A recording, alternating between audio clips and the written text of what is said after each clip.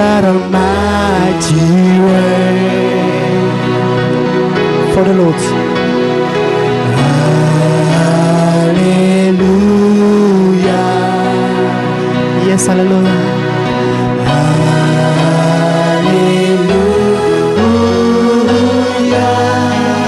For the Lord God Almighty reign.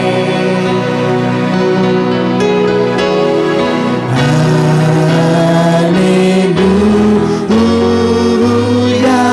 You are holy. You are holy. Holy. Are you Lord God? God Almighty. God Almighty. Worthy is the Lamb. Worthy is the Lamb. Worthy is the Lamb. You are holy. You are holy.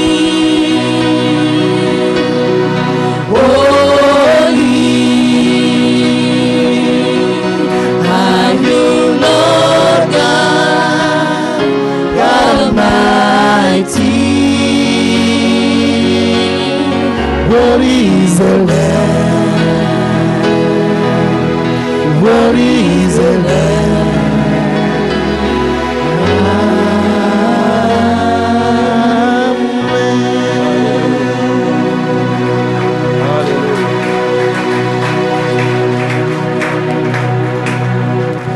Alléluia. Vive là, acclamez, acclamez bien. Votre acclamation a fait quelque chose.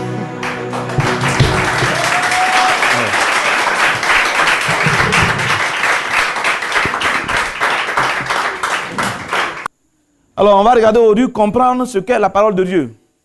C'est une façon de revenir un peu en arrière, mais tout en allant quand même en avant. Oui, parce que c'est différent.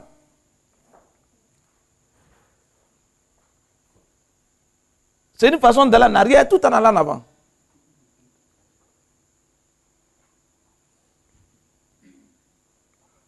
C'est-à-dire que pour ceux qui étaient là depuis assez longtemps, ils voient qu'on va reprendre des choses qu'on a déjà dit, mais en allant en profondeur. Et puis ceux qui n'ont pas l'habitude d'être là ou bien qui ne sont pas là depuis longtemps, ils vont s'initier à la chose. Comprendre ce qu'est la parole de Dieu. La question qu'il faut se poser est savoir, est-ce que réellement les gens comprennent ce que c'est que la parole de Dieu? Ça veut dire que ce n'est pas parce qu'il est dit « L'Éternel est mon berger, je ne manquerai de rien ». Quand tu répètes « L'Éternel est mon berger, je ne manquerai de rien », tu comprends ce que ça veut dire, je sais. Mais parole de Dieu là-même, ça veut dire quoi? Est-ce que tu comprends le mot parole de Dieu là, ce que ça veut dire?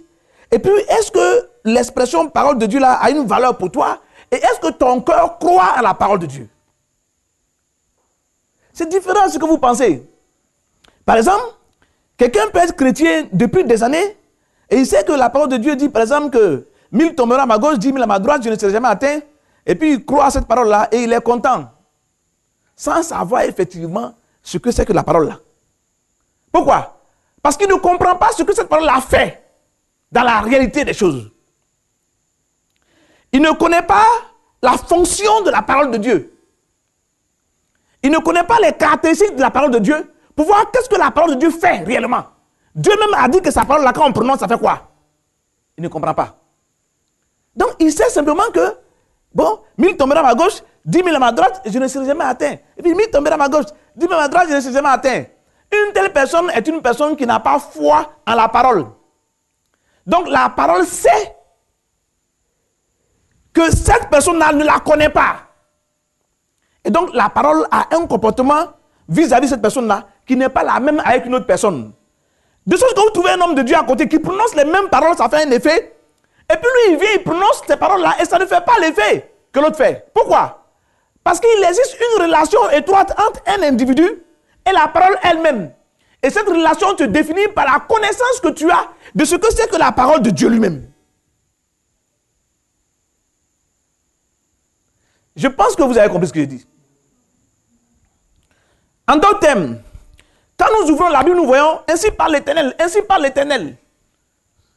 Ainsi parle l'Éternel, l'a dit plein dans la Bible, surtout dans l'Ancien Testament. C'est dit plein. Donc, c'est quoi la parole de Dieu?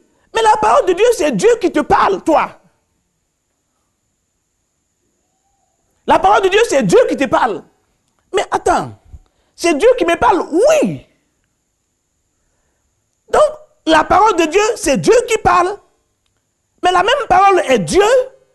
Et la parole de Dieu, c'est Dieu qui te parle. Oui. Mais qu'est-ce que c'est encore? La parole de Dieu, c'est maintenant. Oui. Notez ça bien dans votre feuille. La parole de Dieu, c'est maintenant. Toute parole que Dieu vous donne, agit maintenant, à l'instant même. Oh, beaucoup de gens ne comprennent pas cela. Beaucoup de gens ne comprennent pas que la parole de Dieu, c'est maintenant. Dès que Dieu te dit, ma fille, tu seras enceinte l'année prochaine, c'est déjà fait. À l'instant où il a dit, c'est fait. Donc, quand tu lis la parole, si tu crois que cette parole s'adresse à toi, à l'instant où tu lis, c'est maintenant. Maintenant, si toi, tu ne comprends pas que c'est maintenant, hein, ça ne fera pas maintenant chez toi. Qu'est-ce que ça veut dire? Ça veut dire que ma connaissance, la manière dont moi j'appréhende la parole de Dieu, c'est cela qui fait la différence lorsque je lis la parole de Dieu. Puisque je sais que la parole est maintenant et que je comprends que la parole c'est maintenant, now. C'est fini. Les gars ont prié pour lui, il dit, oh, ils ont prié pour moi, je vais guérir. Non. La parole de Dieu dit, à l'instant où on a prié pour toi, tu es déjà guéri. Tu es déjà guéri. Et tu as l'autorité nécessaire. Donc tu n'as pas de raison de douter. Tu ne dois pas t'imaginer que peut-être que tu n'es pas guéri. Tu dois savoir que tu es guéri. Et qu'est-ce que tu dois faire? Tu ne dois pas croire aux autres éléments qui sont autour. C'est là que tu es en train maintenant de manifester ta foi. C'est ta partie à toi ça. C'est ta partie à toi ça. C'est ta partie à toi ça. Mais sinon la parole de Dieu elle-même est maintenant. Alors, prenons Jean 1:1. Au commencement était la parole était avec Dieu, et la parole était Dieu. Beaucoup de personnes, quand elles ont leur Bible devant elles, regardent la Bible, et puis disent, oh Dieu! Et si on leur dit que Dieu t'appelle ici, ces gens vont se déplacer, courir pour aller là. Parce que ces gens-là ont l'idée de Dieu, un être, mais n'ont pas l'idée de Dieu, parole. Donc, n'arrivent jamais à accepter totalement dans leur cœur que les Écritures là, c'est Dieu, Papa God lui-même. C'est difficile aux gens de l'accepter. C'est difficile aux gens de l'accepter. C'est-à-dire que quand on dit, au commencement était la parole était avec Dieu, la parole est Dieu, on dit oui, c'est la parole de Dieu. Mais en fait, on ne peut pas l'accepter vraiment. Parce que, quand tu dis, lui qui était riche, s'est fait pauvre de sa position de riche qu'il était, afin que toi tu sois enrichi, pour toi ce n'est pas, c'est une parole quoi. C'est une parole. C'est parole. C'est écrit. C'est écrit. Bon, c'est ce que la Bible a dit, mais c'est important, mais donc, à partir du moment où tu raisonnes comme ça, la parole là ne peut pas faire l'effet qu'elle doit faire en toi. Parce que la parole elle-même, elle a besoin avant d'agir dans toi. Elle sait que toi, tu la connais. Oh, prenez 1 Thessaloniciens. 1 Thessaloniciens. On va lire, là je l'ai noté, 2 verset 13.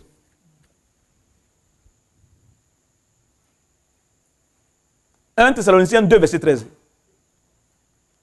La parole elle-même, quoi, elle te connaît.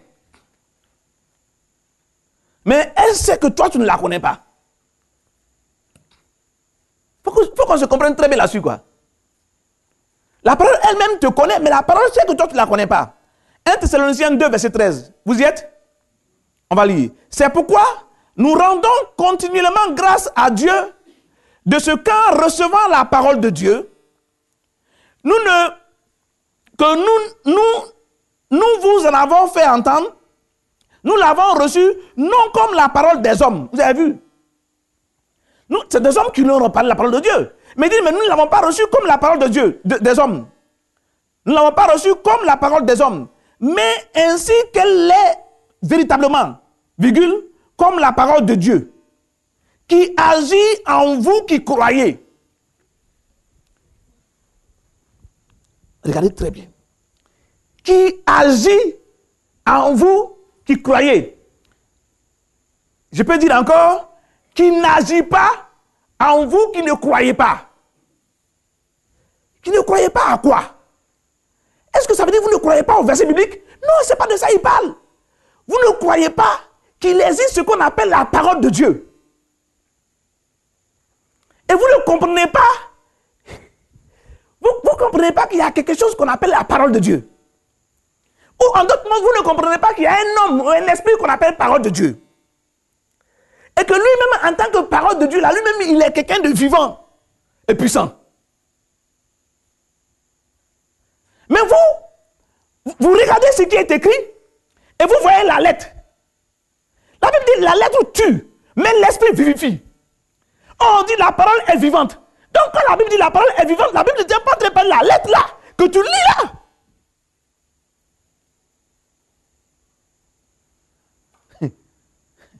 Je ne sais pas si vous comprenez ce que je ai dit. Je ne sais pas si vous comprenez. Je suis en train de vous dire quelque chose là. Je suis en train de vous montrer quelque chose. C'est ça qui fait, quelqu'un peut faire comme ça. Et puis tu es guéri. Et puis ça se passe un coup. Le même autre gars vient, il fait comme ça, il dit tu es guéri. Il n'y a rien. Pour quelle raison? Parce que toi, tu ne sais pas c'est qui on appelle la parole là. Donc tu n'as pas foi en elle. La parole, tu reconnais comme étant quelqu'un qui ne la connaît pas. Et savez-vous que les enfants disent les paroles de leurs parents sans connaître. Donc les paroles dont ils parlent là sont des paroles dépourvues d'expérience. Les enfants répètent les paroles des parents sans connaître, sans savoir. Et ainsi toutes les paroles que les enfants répètent là, même si ça sonne comme les parents, mais ça ne veut pas dire ce que ça devait vouloir dire pour eux. Et ça ne fait pas l'effet que ça devait faire pour eux. Lorsque nous avons lu 1 Thessaloniciens tout à l'heure, il dit, comme elle agit en nous qui croyons. Donc ça veut dire que il y a quelque chose que la parole fait dans un homme qui croit.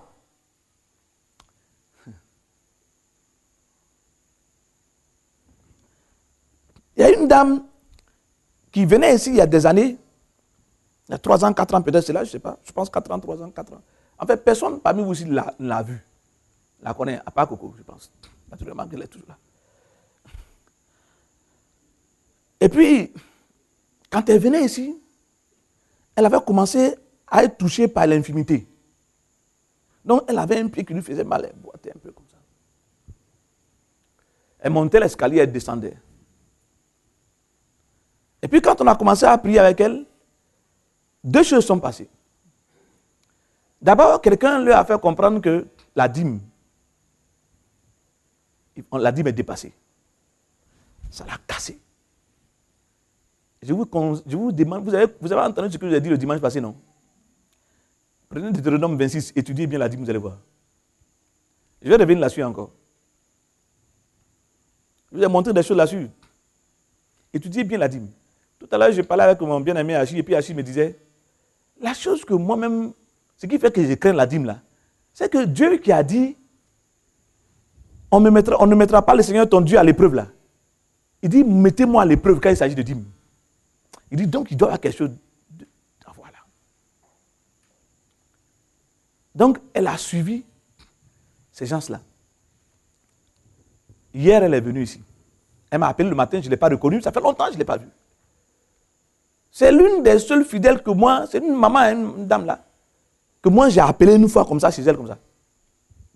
Je dis, mais Fat, comment ça va? Je ris avec elle. J'aimais bien rire avec elle, quoi. Donc je dis, quand elle est venue, J'ai tendu ma main pour lui dire bonjour. Sa main ne pouvait plus se lever. Et puis, elle est arrivée à la porte. Moi, je pensais qu'elle allait pouvoir entrer. Elle m'appelle au téléphone. Elle dit, apôtre, je ne peux pas marcher. Hein. Elle dit, mes 2 pieds sont gâtés. Tout est gâté à moi. Regardez. Les jambes de la dame qui était seulement touchées un peu, elle boitait un peu comme ça au début quand je l'ai vue. Les jambes là sont devenues autre chose. Ça a fondu. C'est comme pour un enfant, un bébé. Les bras là ont tous fondu. La paume, elle ne peut pas lever la paume pour saluer quelqu'un. Maintenant, ça a pris tous les deux pieds, les 2 mains. Maintenant, ça est en train de prendre sa gorge. Et quand elle parle, je n'entends plus, je ne comprends plus ce qu'elle comprend. Quand j'expliquais ça à Coco dit, si elle était restée à la mission, quoi, qu'elle avait écouté la parole, même s'il n'était pas levé, que elle n'était pas, son pied ne s'était pas redressé, il y a quelque chose qui allait se passer, quoi. Ça n'allait pas décroître. Coco dit, ça n'allait pas décroître. Coco dit que si tu vois quelqu'un qui a des problèmes d'infimité, quoi, s'il n'est pas dans la parole, quoi, l'infimité, là, ça va de mal en pire. Est-ce que vous avez remarqué cela? Au début, il commence, après, il devient plus petit. Notre sœur ici, c'est parce qu'elle est dans la parole. Vous avez vu? Donc, la parole, là, ça travaille dans l'homme, ça agit dans l'homme. Et là, il m'a appelé, il me dit, je viens te trouver, pourquoi tu me donnes quelques versets bibliques? Il dit, quelques versets bibliques. Il dit, oui. Depuis le temps que je t'ai vu jusqu'au-dessus, là, c'est toi-même qui devais être peut-être pasteur ici. Tu dis quelques versets bibliques. Ça me faisait mal. Elle dit, non, les gens m'ont trompé les prophéties, là. Oh. Je viens ici, on dit prophétie. Je viens ici, on dit prophétie. Vous n'avez pas vu, moi, j'ai fait attention aux prophéties. Vous avez entendu une prophétie ici? Je viens ici dire prophétie. Je viens prophétie. Des gens qui prophétisent, qui ne connaissent pas la parole de Dieu peuvent prophétiser. Non. Non. La prophétie doit être testée. Tu ne connais pas la parole de Dieu, comment tu vas tester ta prophétie que tu en as dit là? Ainsi dit l'Éternel. Celle-là est ma femme.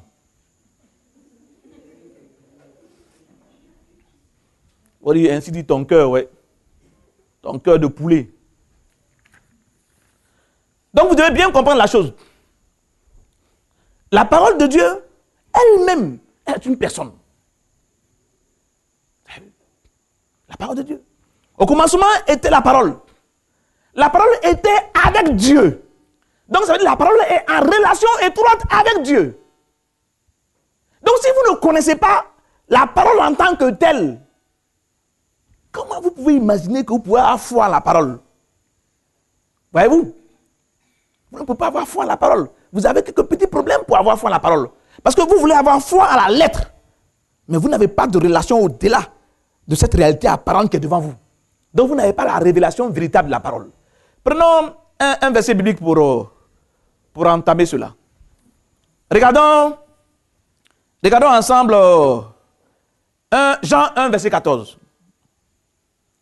Jean 1, verset 14.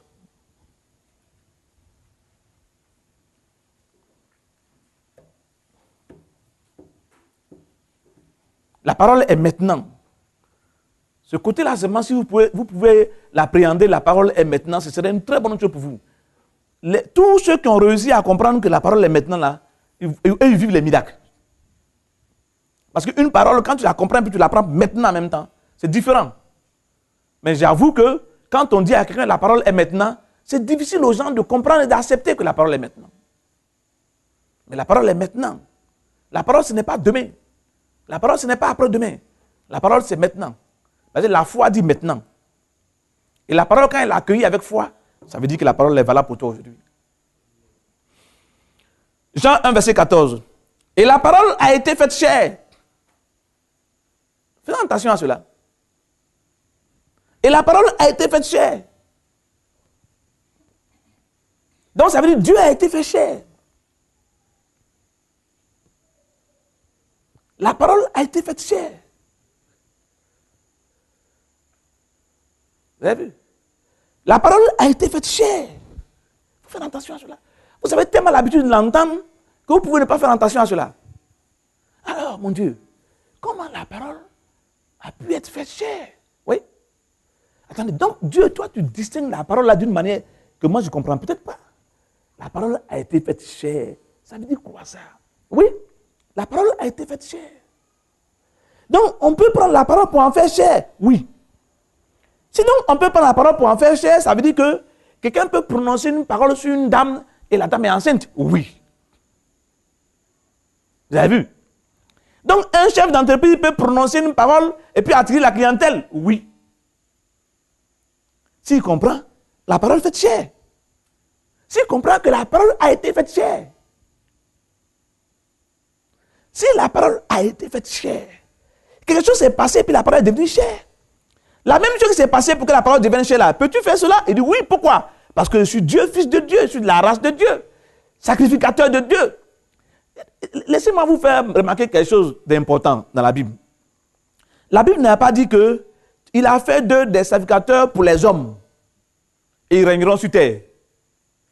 Des sacrificateurs et des prêtres et des pasteurs pour les hommes. Regardez très bien. Pour un chrétien, pour les chrétiens, les leaders des chrétiens sont les pasteurs. N'est-ce pas?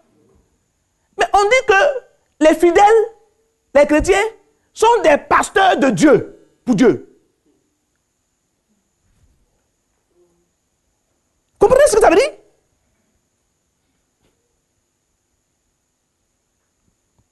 Tu as fait d'eux des sacrificateurs et des prêtres pour notre Dieu. Lisez bien, vous allez voir, c'est terrible. Hein? C'est terrible.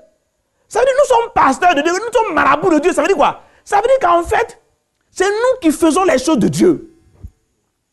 Donc si la parole a été faite chair, moi il peut prendre parole faite chair parce que moi-même je suis marabout de Dieu. Ce n'est pas quelqu'un qui va m'apprendre ça. Et je suis supposé savoir ça déjà.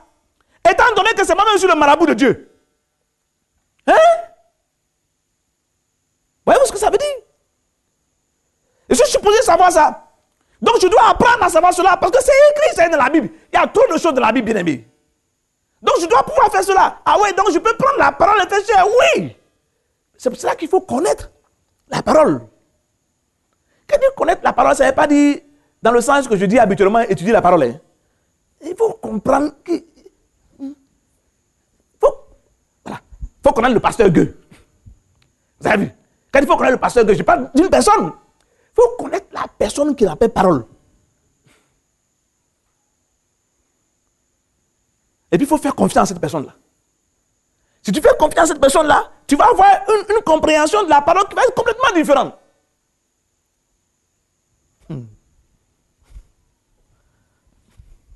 J'aime bien la manière dont vous écoutez ce soir. Je vois que vous faites beaucoup attention. Regardons Hébreux 4, verset 12. Hébreux 4, verset 12. Out! Sors! Sors!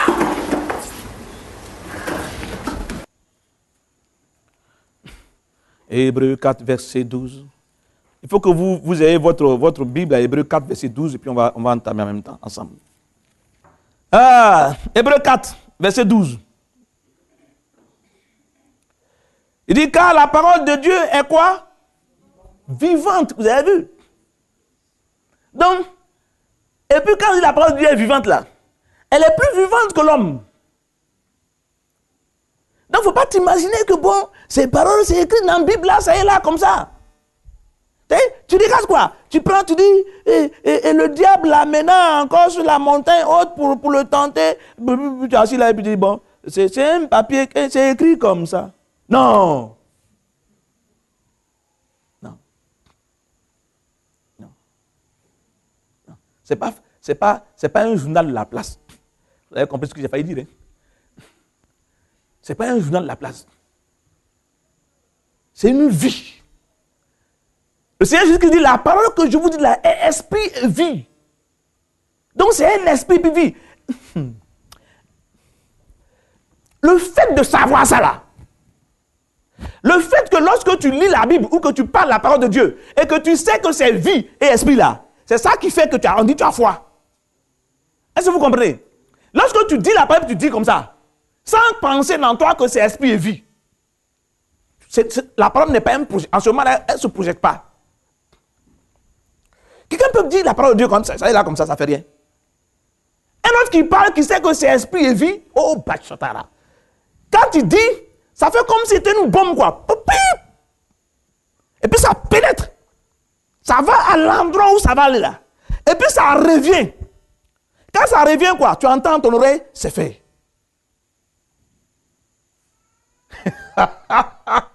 Tu entends, c'est fait. Et puis toi-même, tu dis, regarde, c'est fait, ça y est. Il dit quoi? Tu dis, non, ce que j'ai dit là, l'affaire est réglée. Et puis tu t'en vas. Et puis il est sûr de lui quand il prie, hein. Eh oui. Eh oui, c'est comment ça fait? C'est comment ça fait?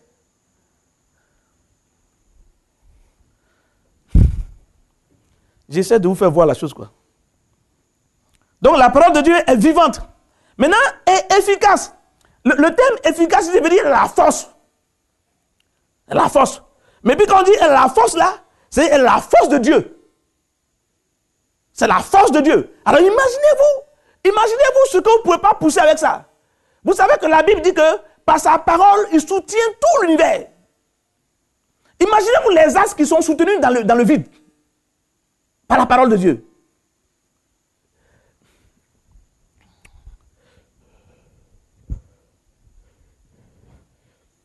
Celui qui réussit à comprendre que la parole est la force de Dieu.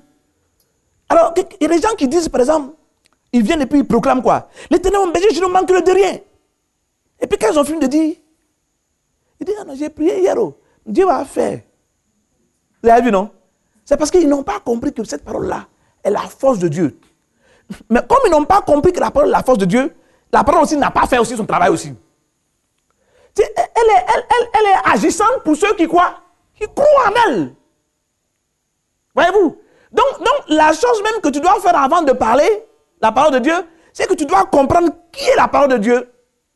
Et tu dois croire à la parole de Dieu et savoir croire à la parole de Dieu pour pouvoir l'utiliser. Quelqu'un qui croit à la parole de Dieu, lorsqu'il ouvre sa bouche pour prononcer les paroles de Dieu, lui-même il voit que ça marche. Vous savez, une femme, quand elle a l'habitude de cuisiner, elle peut donner des conseils aux gens sur la cuisine, n'est-ce pas? C'est comme ça. Je peux vous expliquer très bien quoi. Moi, je comprends ce que je dis. Moi, en tout cas, moi-même, je me comprends. Je veux que vous compreniez.